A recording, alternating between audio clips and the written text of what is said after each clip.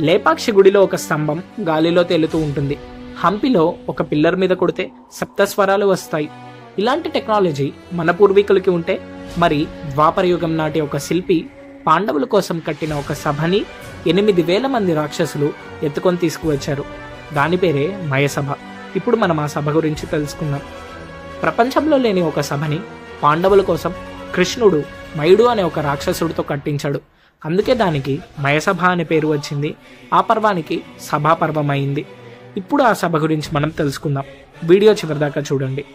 నీలిమండులు పెట్టి వాటి రిఫ్లెక్షన్తో ఒక సరోవరం ఏర్పాడయ్యేలాగా చేశాడు. వజ్రాలు పెట్టి ఆ రిఫ్లెక్షన్తో చేపలు వచ్చేలాగా చేశాడు.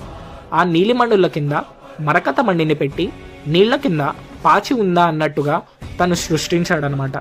నీళ్లు లేని చోట ఇలా చేసి అసలైన కొలను ఉన్న చోట స్ఫటికమణి పెట్టి దాని రిఫ్లెక్షన్తో వైట్ లైట్ వచ్చి అక్కడ నీళ్లే లేనట్టుగా చేశాడు. ఇలా ఎందుకు కట్టాడు అని మీకు కూడా డౌట్ వచ్చి ఉంటుంది కదా. ఎందుకంటే దుర్యోధనుడు ఆ సభ చూసి కుళ్ళు పుట్టి ద్రౌపది వస్త్రాపహరణం అయ్యేలాగా చేశాడు. మరి ఇలాంటి మరికొన్ని మహాభారతం వీడియోస్ కోసం ఛానల్ని ఖచ్చితంగా సబ్స్క్రైబ్ చేసుకోండి. జై శ్రీకృష్ణ.